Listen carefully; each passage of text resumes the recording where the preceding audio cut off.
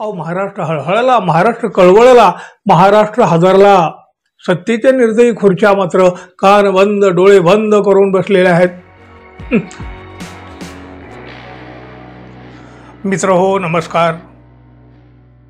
विधानसभा निवडणुकीच्या आधी किंवा विधानसभा निवडणुकीच्या प्रचाराच्या दरम्यान तत्कालीन उपमुख्यमंत्री देवेंद्र फडणवीस यांनी शेतकऱ्यांना कसले शब्द दिले. अहो, शेतकऱ्यांची कर्जमाफी केली जाईल, शेतकऱ्यांचा सातबारा उतारा कोरा केला जाईल, अशा प्रकारची आश्वासनं दिली, मोठ्या मोठ्या घोषणा केल्या.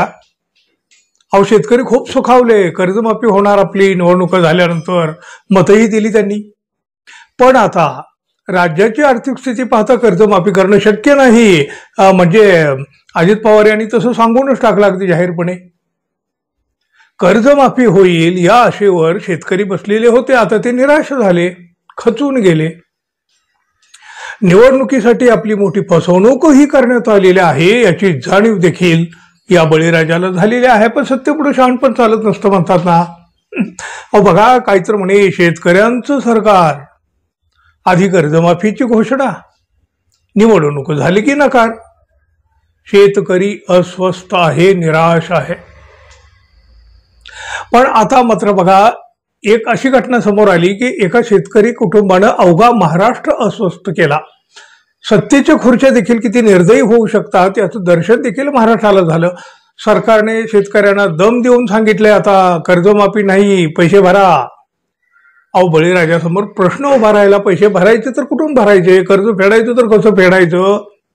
निराश झालेल्या शेतकऱ्याने आपल्यासह आपल्या पत्नीचे, मुलाबाळांचे अवयव चक्क विक्रीला काढले, विक्रीला. त्याच्या या कृतीनं अवघा महाराष्ट्र हादरला, वेदनेनं कळवळला.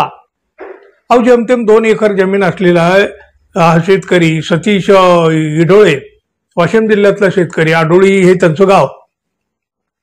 त्यांच्यावर बघा 4 लाखाचं पीक कर्ज आहे, त्याचे हप्तेही थकलेले आहेत, त्यामुळे व्याज वाढलेलं आहे.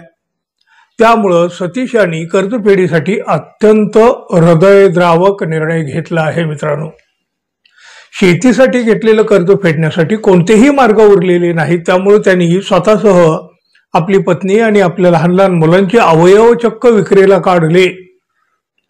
वाशिमच्या मुख्य बाजारामध्ये तो पोहोचला, त्यावेळी त्याच्या अंगावर एक भला मोठा असा फलक होता. त्यांनी आपल्या पत्नीचे आणि लहान मुलांचे अवयव विक्रीला काढलेले होते. या अंगावर जो फलक होता त्या फलकावर त्यांनी अवयवाचे दर देखील लिहिलेले होते.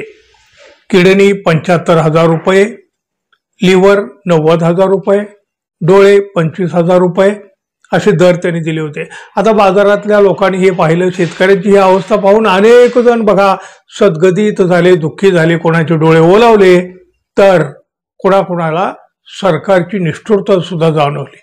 वा, अहो काय महाराष्ट्र आणि महाराष्ट्राचं शेतकऱ्यांचं सरकार. 2 एकर शेती पण उत्पन्न शून्य, साधा लागवडीचा खर्च सुद्धा निघत नाही, कर्जाचा डोंगर मात्र उंच उंच होत निघालेला. सतीश डोळे म्हणाले, शेतीतून काही मार्ग निघणं आता शक्य नाही. निवडणुकीच्या वेळी फडणवीस म्हणाले होते, निवडणूक झाल्यावर कर्जमाफी करू. आता अजित पवार म्हणतात की कर्जमाफी शक्य नाही, पैसे भरा. हे ऐकून आमच्या पायाखालची जमीन सरकली. कर्जमाफीच्या आशेवर आम्ही बसलेलो होतो, आमच्याकडे कर्ज फेडण्यासाठी पैसे नाहीत. सरकारने आमची किडनी, लिव्हर, डोळे विकत घ्यावेत, विकत. सगळं काही मित्रांनो सुन्न करणार, निशब्द करणार. आणि आपला देश म्हणे कृषीप्रधान देश. अहो, सरकारी योजनांच्या जाहिरातबाजीवर कोट्यावधी रुपये गुलाल बुक्क्यासारखे उधळले जातात, गुलाल बुक्क्यासारखे. त्याच महाराष्ट्रामध्ये शेतकरी आपले आणि आपल्या कुटुंबाचे अवयव विक्रीला काढतो.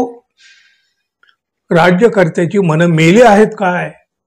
अहो, थोड्याशा तरी संवेदना उरल्या आहेत की नाहीत? शेतकऱ्यांची ही अवस्था पाहून यांच्यापैकी, सत्ताधाऱ्यांच्या पैकी कोणाला तरी थोडी तरी लाज वगैरे वाटली असेल का हो? कुठल्या शब्दात करावं निषेध करावा या सरकारचा? अहो, खुर्च्यावर बसलेल्या निर्दयी निष्ठुर राज्यकर्त्यांचा निषेध करायचा तरी कसा? अहो, महाराष्ट्र हळहळला, महाराष्ट्र कळवळला, महाराष्ट्र हादरला. सत्तेच्या निर्दयी खुर्च्या मात्र कान बंद डोळे बंद करून बसलेल्या आहेत. अहो, यांना काळीज तरी आहे की नाही कोणास ठाऊक. मित्रांनो, शेतकऱ्यांची ही अवस्था पाहून तुमचंही काळीज गलबलून गेलं असेल ना? काय वाटलं तुम्हाला जरूर सांगा, आणि आपण अजून आपल्या चॅनलला सबस्क्राईब केलं नसेल कृपया सबस्क्राईब करावं ही अपेक्षा आहे. धन्यवाद. पुन्हा भेटू. तोपर्यंत नमस्कार.